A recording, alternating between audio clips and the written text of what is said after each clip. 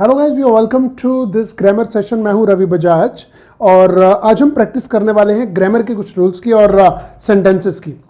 तो कई बार हमने स्पॉटिंग एरर्स वाला पार्ट भी किया है जो आपके एग्जामिनेशन पॉइंट ऑफ व्यू से बहुत इंपॉर्टेंट है, और आज हम करने वाले हैं फिल इन द ब्लैंक्स।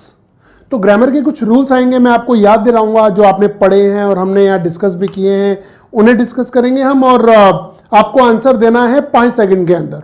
ठीक है, तो चलिए तैयार हो जाइए, शुरू करते हैं हम अपना ये सेशन। अराउंड 10 से 12 क्वेश्चन करेंगे इस सेशन में, and you have to check your knowledge of grammar. Okay, let's start. पहला क्वेश्चन है हमारे सामने यहां पर, the housewife dash the cakes burning and trying to switch off the oven. Oven पता है ना, वैसे तो तंदूर को कहते हैं बट इलेक्ट्रिक तंदूर भी होता है द ओवन। तो कुछ केक के जलने की बात हो रही है।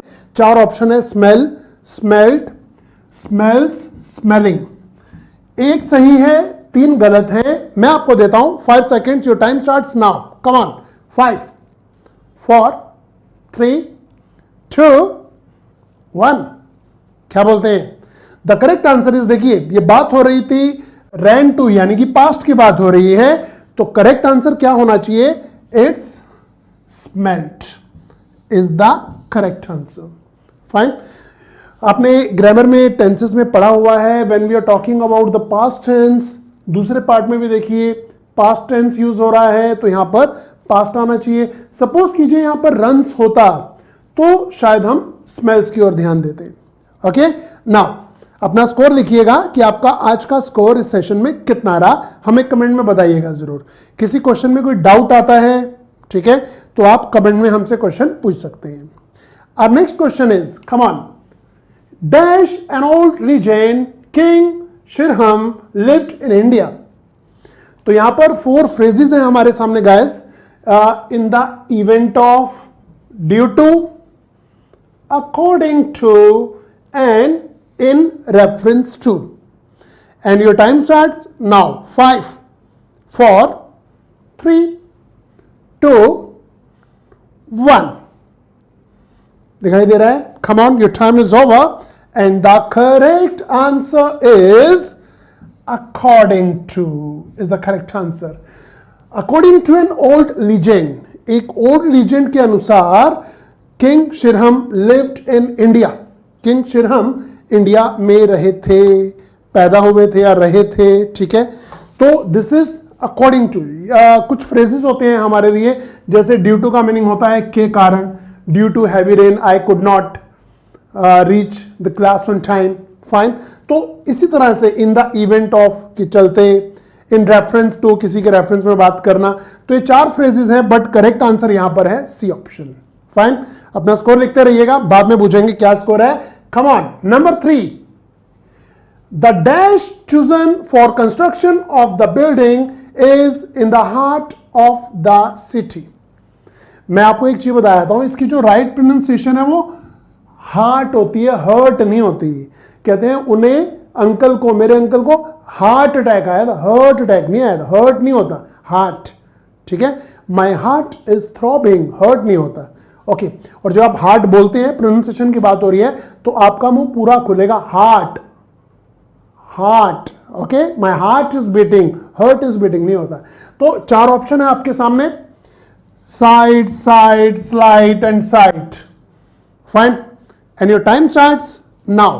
5 4 3 2 1। Time is over, and the correct answer is site. The site chosen for the construction, आपको पता है जहां पर बिल्डिंग बन रही होती है और वहां ऑफिसर विजिट भी करते हैं, वो साइट होती है, वो स्पॉट, वो प्लेस होता है जहां पर वो इमारत या कंस्ट्रक्शन चल रही होती है, बन रही होती है। एंड ये साइट तो दृश्य होता है। ओके, ये स्लाइट होता है थोड़ा सा, और ये साइट का मीनिंग होता है कॉट, टू स्पीक या to caught. Got it? So the correct answer is D for Daddy. And मैं आपको फिर बता रहा हूं, अगर कोई डाउट्स आता है किसी क्वेश्चन के लिए, हमें कमेंट में जरूर लिखिएगा। ठीक है, I'll try to explain the rules as early as possible. Come on, number 4. The dash were arrested for illegally hunting the bears भाई बेयर्स का मीनिंग होता है भालू, और इसे बियर्स नहीं बोलते, बेयर्स बोलते हैं, याद रखिएगा। मैं आपकी प्रोनाउंसिएशन साथ के साथ इंप्रूव करूंगा, कोशिश करूंगा कि हो जाए। 4 ऑप्शंस हैं हमारे सामने, poachers, soldiers, rangers and villagers. भाई किसे गिरफ्तार किया गया इलीगली हंटिंग द बेयर्स, भालुओं की गैर कानूनी ढंग से हंटिंग के लिए? तो 4 option, your time starts now. 5 4 3 2 1। Answer बिल्कुल सिंपल है जी, the correct answer is poachers. जो लोग छिपके इलीगली शिकार करते हैं, शिकारी, यानी कि उन्हें पोचर्स कहते हैं। विलेजर को क्यों गिरफ्तार करेंगे? रेंजर नहीं होगा, सोल्जर को गिरफ्तार नहीं किया जाएगा। पोचर्स का मीनिंग है यहां जो बिल्कुल फिट बैठ रहा है, इलीगली जो हंटिंग करते हैं। Fine, now next question is number 5। बहुत सिंपल है, थोड़ा कंडीशनल के बारे में। If you had followed the rules you dash disqualified. 4 option, will not be, will not have been, would not be, would not have been, and your time starts now. I'm giving you 5 seconds. 5 4 3 2 1। बहुत simple, हमने tenses में पढ़ा था। The correct answer is D, D for Delhi. ऐसा क्यों? क्योंकि it's a combination, had और would have का कॉम्बिनेशन है, परंतु यहां पर विल आ रहा है, यहां भी विल आ रहा है, और यहां पर वुड आ रहा है परंतु हैव नहीं आ रहा। तो ये कंडीशनल होते हैं जी, हैड एंड वुड हैव, और दोनों ही केसेस में मतलब इसके साथ और इसके साथ third form of the verb use होती है। Got it? सिंपल था। अब आप पूछ रहे हैं अगर कि बीन क्यों आ रहा है, तो ये बीन पैसिव वॉइस है इसलिए आ रहा है। ओके, कह रहा है जी if you had followed the rules, अगर आपने रूल्स को फॉलो किया होता, you would not have been disqualified, तो तुम्हें डिस्क्वालीफाई नहीं किया गया होता। शायद आप कहीं स्कूल में थे, कॉलेज में थे, या किसी एग्जाम के लिए गए थे जहां पर आपने रूल्स को फॉलो नहीं किया तो आपको डिस्क्वालीफाई कर दिया, यानी कि डूअर आप नहीं है, जो इंस्पेक्टर या जो ऑफिसर है उसने आपको डिस्क्वालीफाई किया है। तो यहां आप डूअर नहीं है, डूअर वो है, इसलिए ये पैसिव वॉइस है। हैव का पैसिव वॉइस हैव बीन हो जाता है अगर आपने पैसिव वॉइस पढ़े हुए हैं। नहीं पढ़े हुए तो हमारे सेशंस आ रहे हैं पैसिव वॉइस के, जरूर पढ़िएगा। Okay, now next question is number 6। The company let me dash time off work.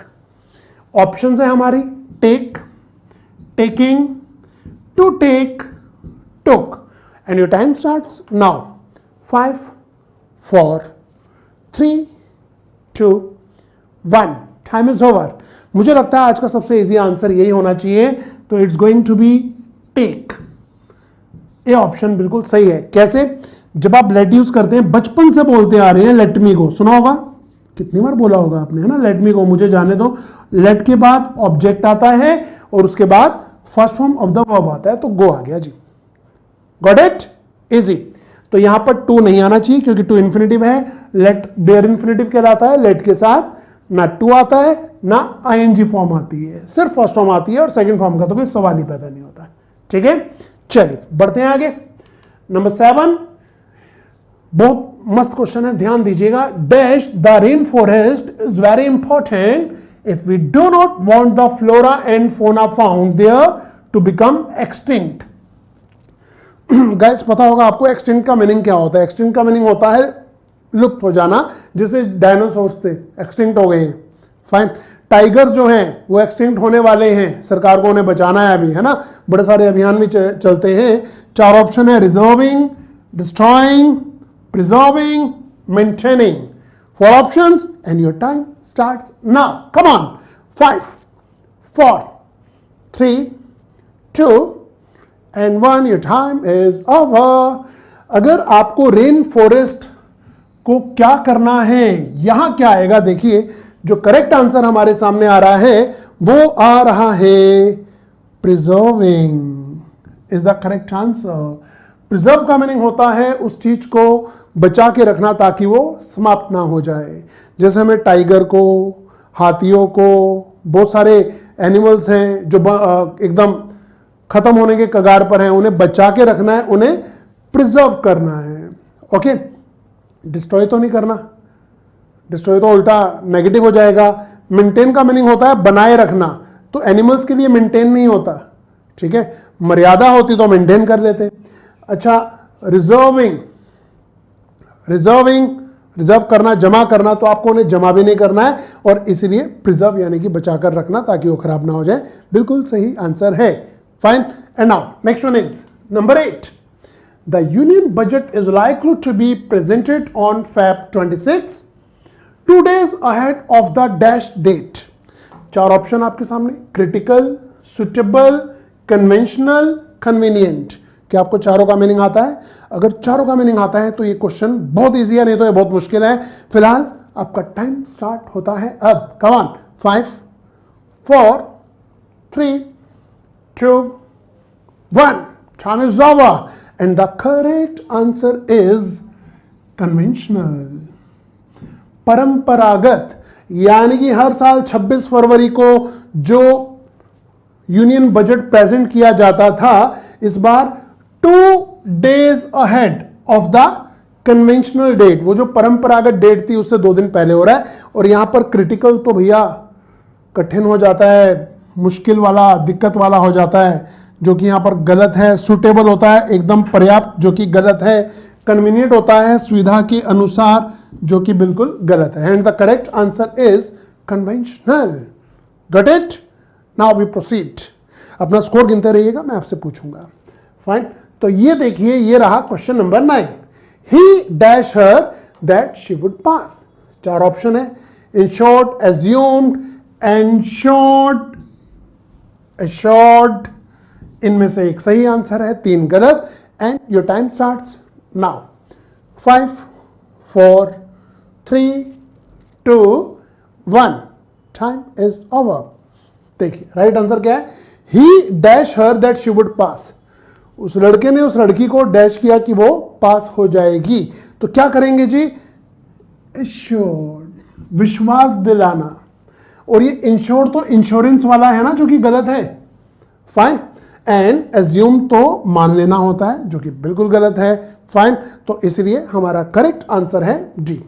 Guys, ये छोटे छोटे रूल्स होते हैं, चाहे वो टेंसेस की बात होती है, कंडीशनल की होती है, पार्ट्स ऑफ स्पीच की बात होती है, या फिर कुछ वर्ड मीनिंग और फ्रेजेस की बात होती है। ये सब इंटरलिंक्ड है, कहीं ना कहीं आपस में जुड़े हुए हैं। और जब आपके एग्जाम में क्वेश्चन आएंगे तो ये नहीं पूछेगा बताओ यहाँ नाउन वाला क्या एरर है, वो सिर्फ आपसे क्वेश्चन पूछेगा। ओके, तो चलिए आगे बढ़ते हैं बिना देरी के। It's going to be question number 10। Your father dash worry, I am a very careful driver. 4 options, need not, can't, none या डजंट। बताइए जी, आपको बताना है answer. Your time starts now. 5 4 3 2 and 1। Time is over. बहुत simple है जी। कह रहा है your father dash worry, worry यानी कि चिंता। फाइन।